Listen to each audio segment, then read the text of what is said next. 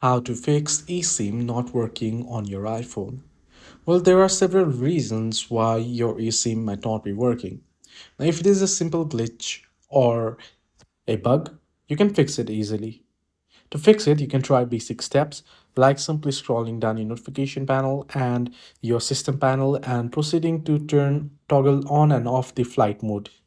This most probably will fix the issue. The other option is you can tap and hold the power button and proceed to restart your iPhone as well. So you can turn it off and turn it back again, on back again, or you can restart your device.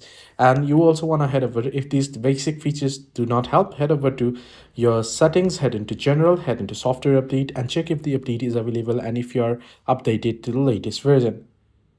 You also want to ensure that you are in an area with a stable network connection. If all this doesn't help, you might want to visit the nearest iPhone store to check the service store to check for any issues within your iPhone. Hope this video helped you. Do like and subscribe.